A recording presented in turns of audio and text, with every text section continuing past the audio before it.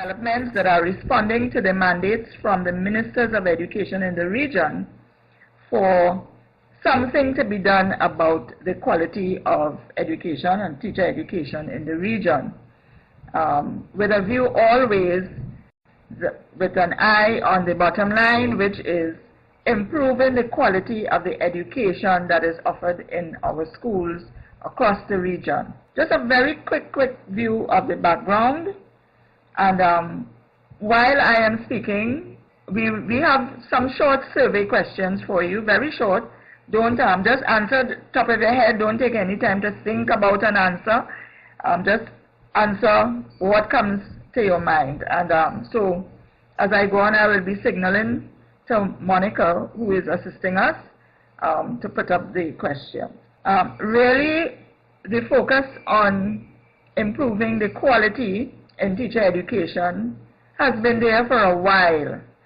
In the region, that is, in the CARICOM region, it has been there for a while. But at the 18th Heads of Government Conference in Jamaica in 1997, in response to a paper that was put out by the CARICOM Secretariat that's entitled Towards Creating Citizens for the 21st Century, there was a lot of discussion, and out of all of the discussion, one of the most common requests from the ministers at that time was that some focus should be given to the enhancement of teacher education and the upgrading of teaching in the region. Coming out of that, a committee was set up, and the committee met, and in 1999 made some recommendations, foremost among was which that there should be the articulation of a vision for the 21st century teacher education in the region, and that some attention should be paid to accreditation and the determination of equivalencies of programs across the region. And those of you who were with us over the past few weeks would have heard that this has been receiving the attention through the CARICOM Teacher Education Task Force. In 2006, the Education for All in the Americas group had a meeting, and at that meeting they generated a framework, a regional framework. The slides are moving too fast. And out of that framework came the request for implementing systems for assessing teaching performance and for measuring quality, and that teachers unions and teacher organizations should be involved in the process of developing standards, and we had a whole series on the standards. So the quality challenge in the region, and now you can put up poll number 7, please. These are, I'll ask you to do a little quick question answer, a quick survey question about how you feel about quality. So could we have poll 7 up? Yes. Should the teaching profession be self-regulated? That is, should educators be governing themselves and take charge of the profession? And just a quick answer, yes, no, or don't know. You can vote. Okay. So there you have it. 80% of you are saying yes. Oh, it's gone down now. All right. 16% saying no. 7% they have no view one way or the next. Okay, so 78%, 78.5, 79 of you are saying yes. Okay, so we can close this poll now. So you are saying that teaching should be self-regulated.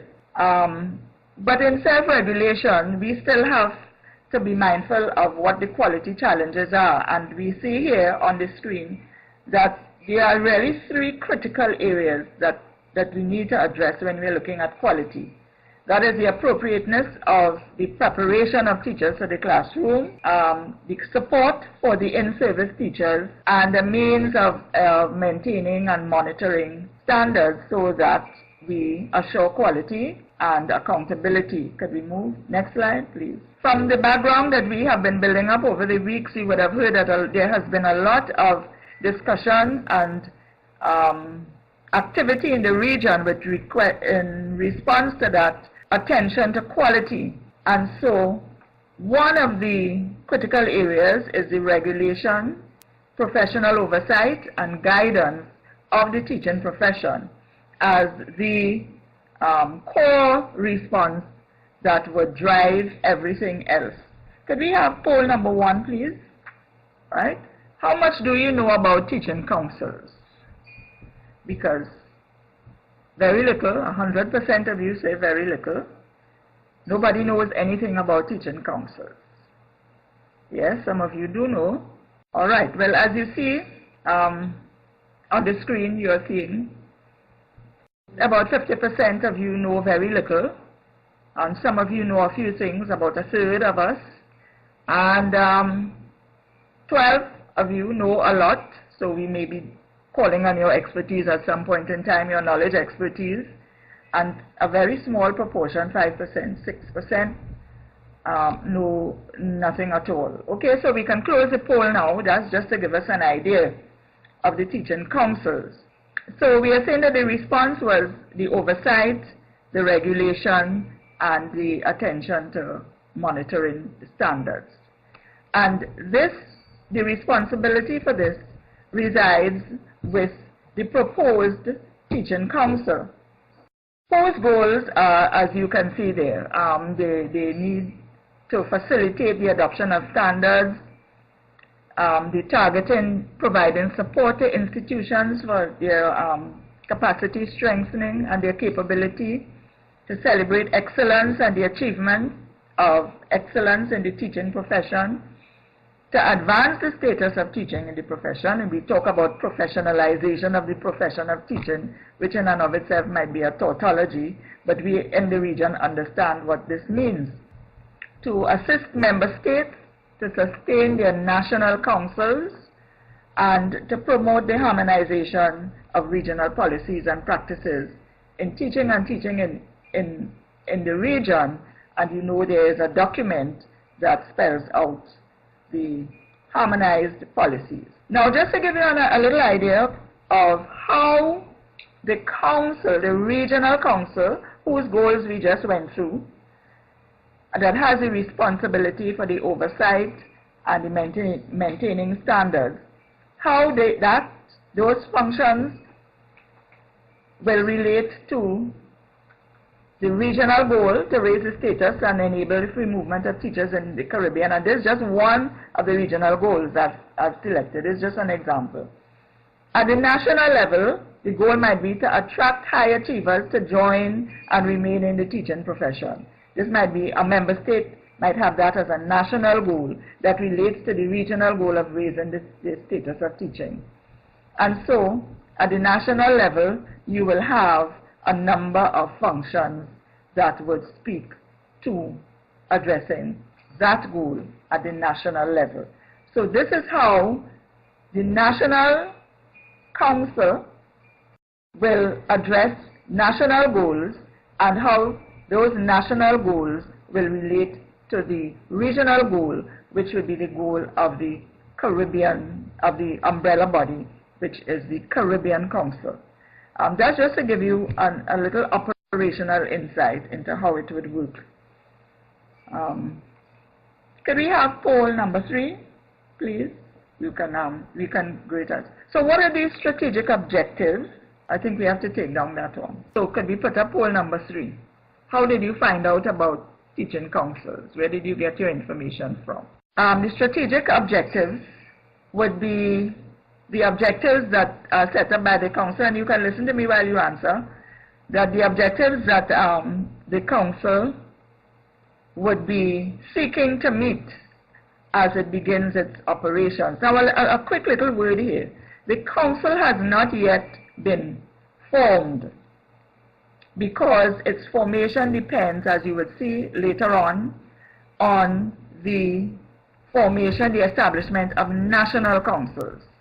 Okay, so I am dealing here with a body that is proposed, that is has not yet been given life, but whose life depends on what happens in member states.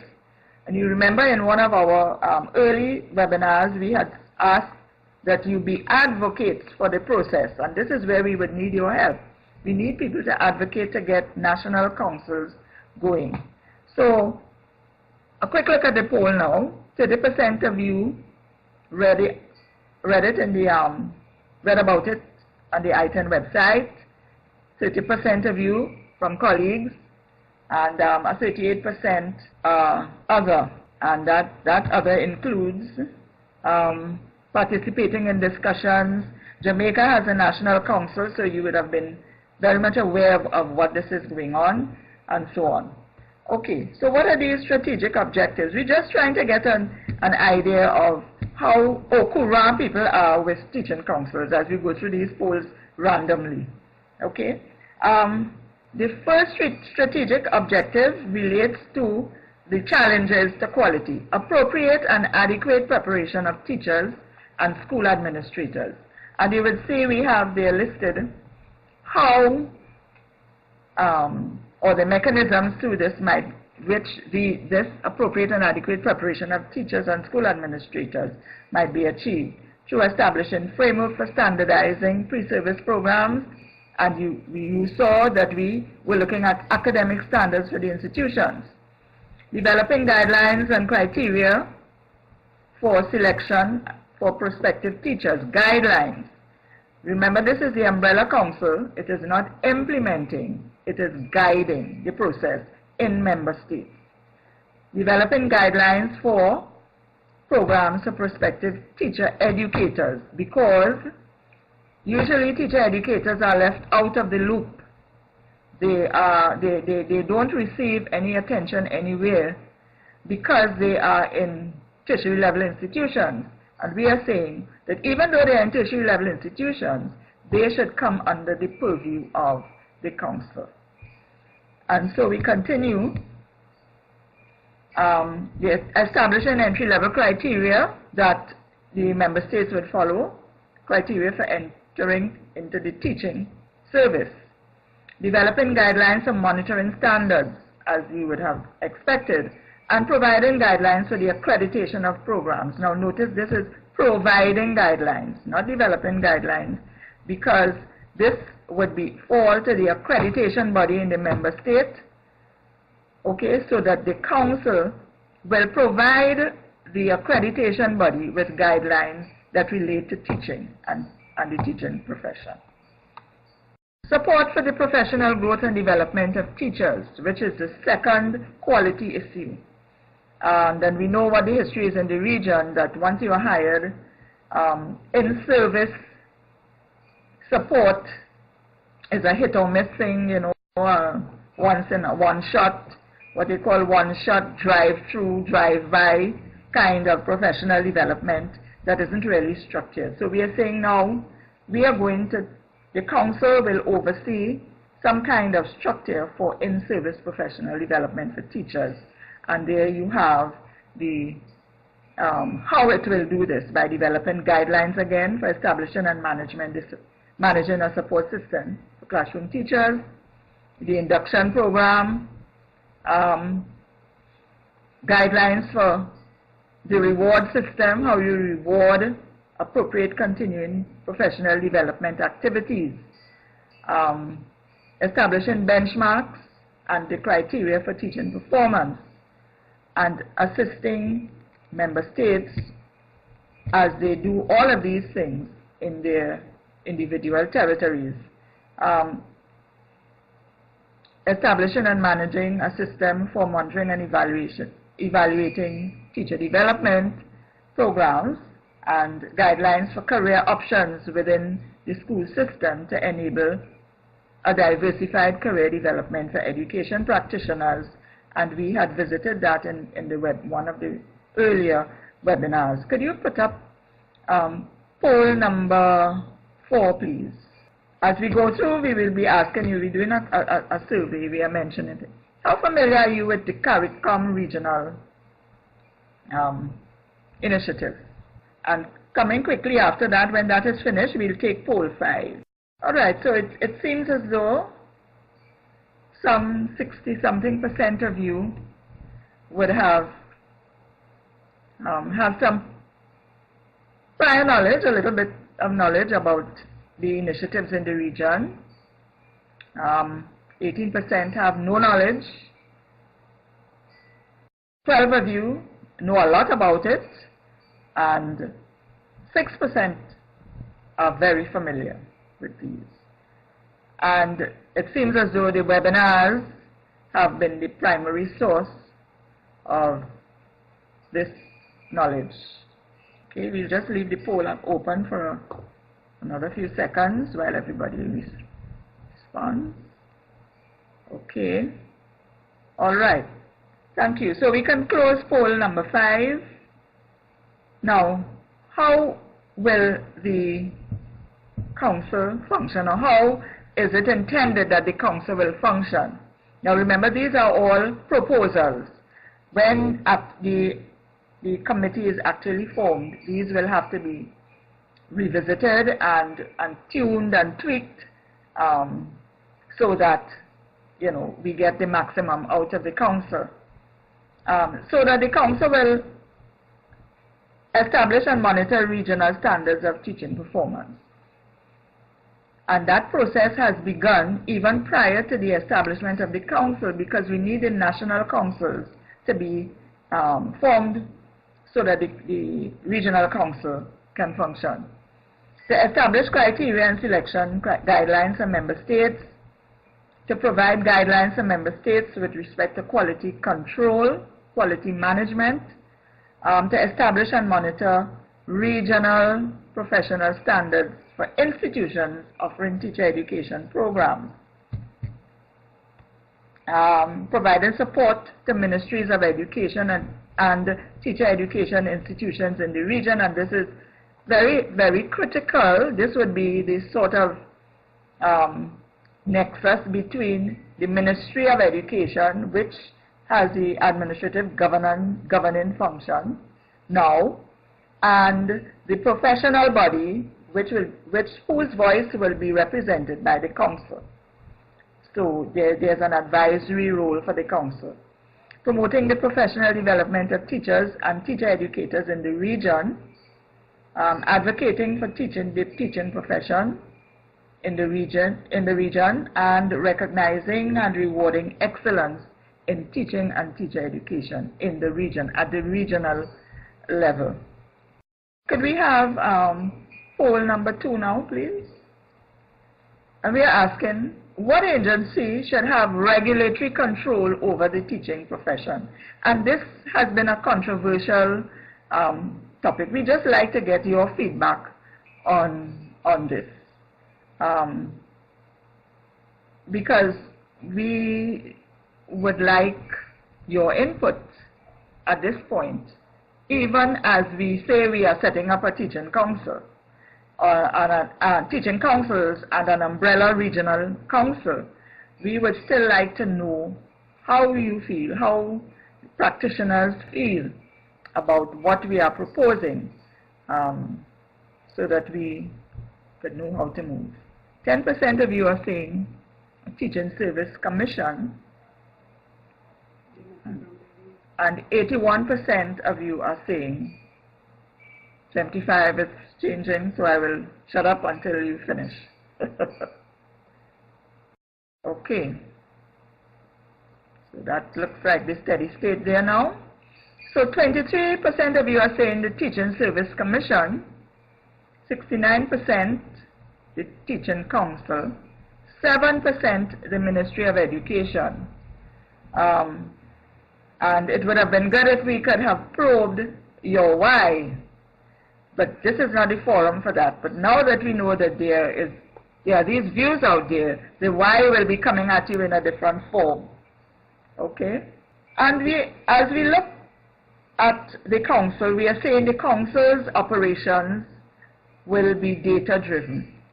And by that we mean that it will base whatever decision making it enters into, as it guides and monitors and advises the ministries across the region on policy, that this will be evidence-based, data-driven.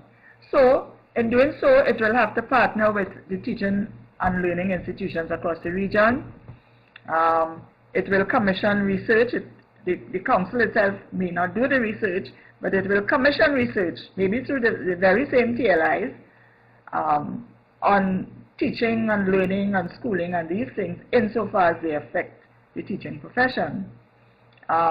It will be collecting data to inform its policies and provide policy direction. And it will be doing some self-evaluation through its own internal monitoring and evaluation operations. How will the council be constituted? Who will comprise members of the council? And it is being proposed that the council will be peopled by, first of all, the chairpersons of the national councils in member states. In addition to that, there will be representatives from the joint boards, the Eastern Joint Board, and then the joint board that is in the that operates out of Jamaica, and the TLIs where there are teacher education departments.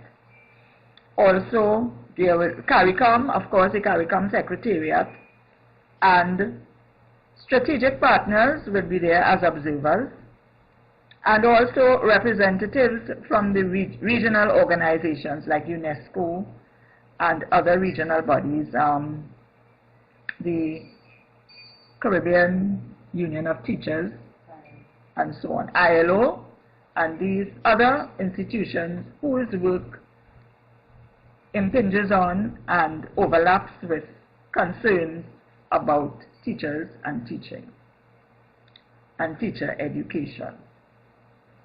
And so, with that, that is a glimpse. Like I said, these are the proposals, and you would appreciate that we could hardly go any further with that, because we, and when I say we, that's the CARICOM task force, do not want to preempt the work of the council.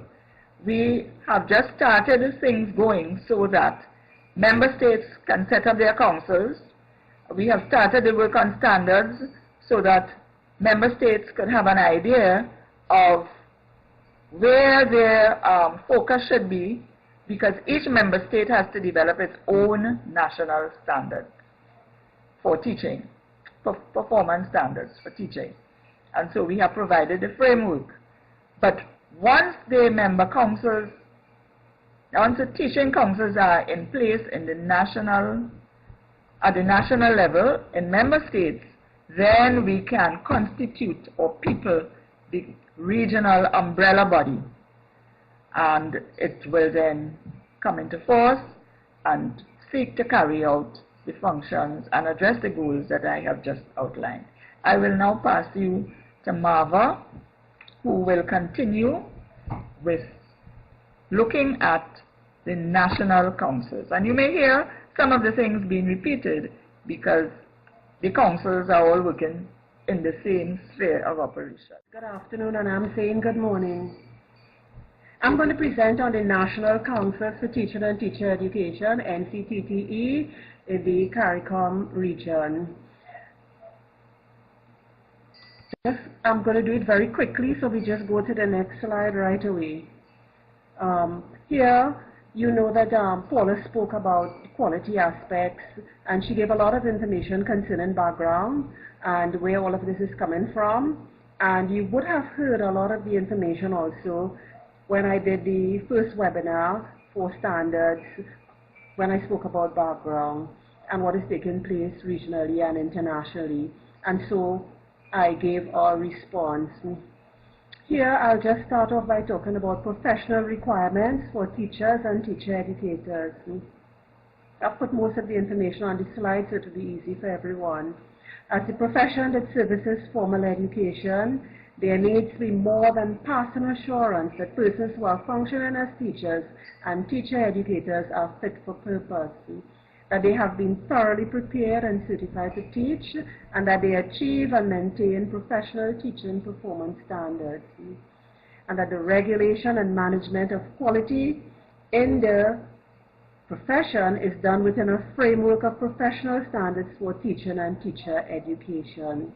Now, you hear us mentioning standards, and that is because as the work continued, as the CARICOM task force worked on the establishment of that regional council, the CCC-TTE, we continued, even without the establishment of that council, to prepare standards with participants, with stakeholders from throughout the CARICOM region.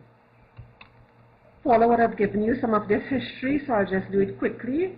COSOD, the Council for Human and Social Development, that's our Ministers of Education. When they met in COSOD 15, they endorsed the establishment of the Regional Council and encouraged members to set up their national councils. Because as Paula would have told you, without the national councils, at least in 7 of our countries, our member states, we cannot set up the Regional Council. It's the same problem that the Regional Accreditation Council is having.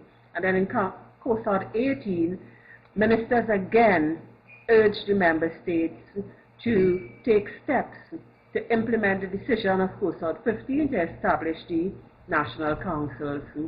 And if you look at in the regional and international arena, you see that there are many teaching councils, the New Zealand National Teaching Council, General Teaching Council of Scotland, General Teaching Council of Wales, and so.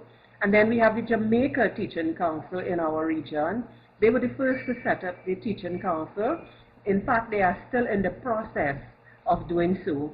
And you would realize, if you look at the Belize Teaching Council, which is not just one teaching council like Jamaica or some of these other countries, Belize was working on setting up or establishing their Teaching Service Commission and I think a board of teacher training. I'm not sure about that second name.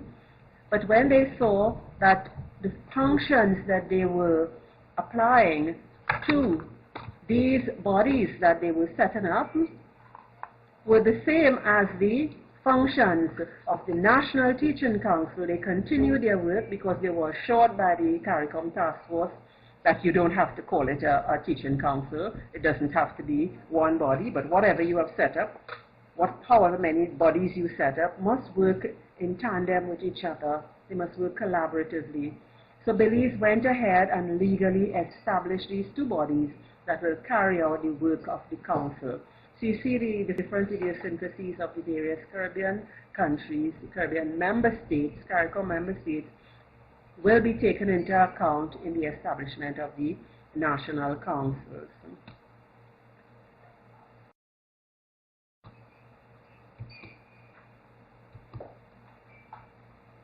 What really is a teaching council? A teaching council is a self-regulating body whose members are practitioners and other educational professionals. It's very simple. Self-regulating, we are regulating, we as the professionals, we as the practitioners, professional teachers are regulating our own body, our own council. The doctors do it, the lawyers do it, the engineers do it. They are all seen as professionals. These are professions. Why can't the teachers join in? What's the purpose of the council? The council is set up to promote teaching as a profession and ensure the improvement of the quality of education through the monitoring and maintenance of professional standards for teaching and teacher education at the local level, because I'm speaking about the national councils. And that is very straightforward. That main issue to promote teaching as a profession, that is what led us to develop standards, academic and teacher performance standards. That is what led us to see how we can answer the questions on quality, see how we could answer the questions on monitoring and evaluation, all at the local level. And what are the functions of the national councils? These are proposed functions to self-regulate the teaching profession. And how do you do that? We strategize for attracting and retaining suitably qualified teachers. We monitor standards. We establish criteria for teaching. We conduct research, coordinate and manage a teacher development system. We collaborate with the regional council. You did hear Paula mention a number of these issues, but remember that regional council cannot do it for the member states. The member states are going to do their thing. They are going to conduct research. They are going to establish criteria for teaching.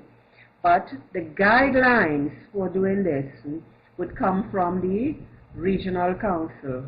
In fact, a lot of the time the guidelines will go in development of guidelines, because in the region we work so collaboratively together, would come from the member states to the regional council, back to the member states, to the national council.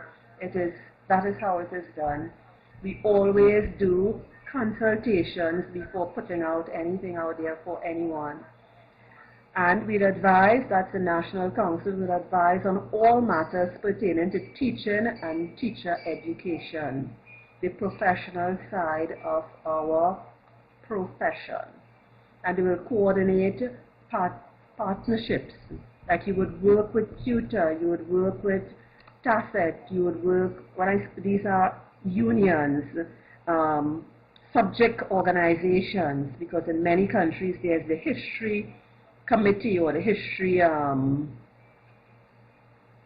what do they call them? Bodies for these different subject areas.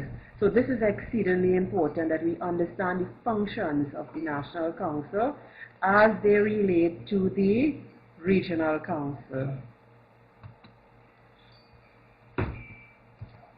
Oops, I went too fast. Okay. Let us look at some of the key issues when we talk about professionalizing teaching. Key issues: recruitment. You hear this spoken about, and you heard Paula talk about that. Recruitment, licensing of teachers, registration, setting up a teacher register in the region, in each country and then in the region. Harmonization of standards. We never say, when we go to work in the region, we never talk about standardization. We never talk about homogenization. We talk about harmonization, because we recognize that we are different countries and we have different, not so much ideas as different cultures and different ways in which we work. We have to talk about educational relevance. It's a key issue here. Entry requirements, induction. Do we have induction periods for new teachers as they enter the service? Do we have a mentorship period for teachers also, not only for new teachers but for other teachers who may need to be mentored? Do we award excellence? Do we recognize performance? Do we have performance management or performance appraisal systems working in our countries? How do we discuss quality assurance? Is it that the National Council will assure quality by going through all this work with standards and all the key issues we are discussing as functions for the National Council? And then when we present this work to the Accreditation Council, they will put the stamp on quality. Our councils cannot put the stamp on quality. We can just assure quality and facilitate the achievement of quality standards in our institutions.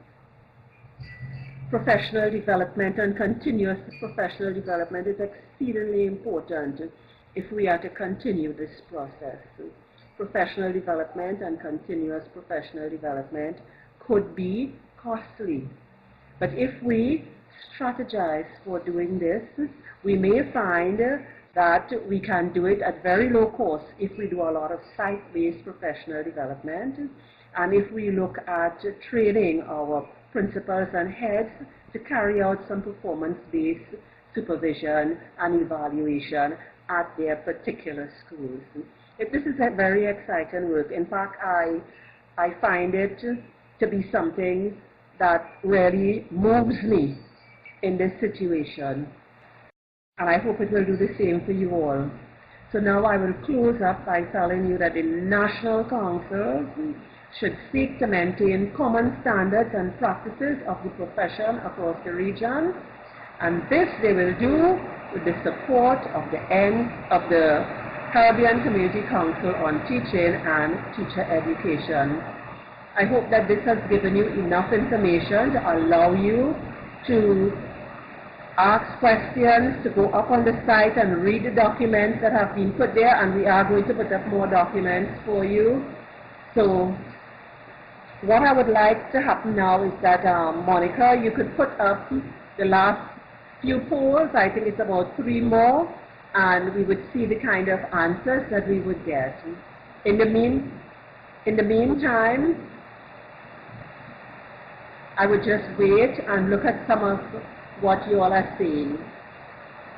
Okay, first one, poll number 7.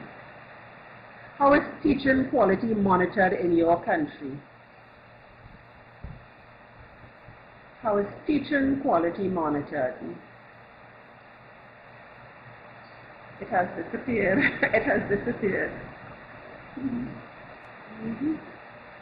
We have quite a spread there. And this poll has given me a lot, has given us, I think Paula will think the same thing, has given us a lot to think about. Teaching quality monitored through students' examination results. That could be the topic for an entire webinar. This is what is causing quite a bit of problems in the States right now, United States, and I'm also seeing teaching quality is not monitored at all. 7.69% of our people, and through classroom observation, which is just a small part of the monitoring of teaching quality. So we have a lot to think about with this poll, a lot to think about. You have given us quite a few ideas here. Let's go to the next one. What is your present position? Oh, this one shows, oh, most of the people here are teacher educators. Wonderful. There are some others. We will find out who they are afterwards. And we have an education officer, excellent, coming from a ministry, a department director, Ministry of Education, excellent. I was hoping that nearly all the department directors and their assistant directors would come and participate, because this has so much to do with our ministries of education, or I should say ministers responsible for teaching and teacher education. Ministers responsible for education. In Trinidad and Tobago, it will be the Minister of Education and the Minister of Science, Technology, and Tertiary Education. And I'm seeing that someone from Jamaica is saying that she was an education officer, but now a curriculum development specialist with UE Open Campus. Excellent. We have really interesting persons participating. Thank you so much. Thank you very, very much. Now we leave it open for any questions that you may have.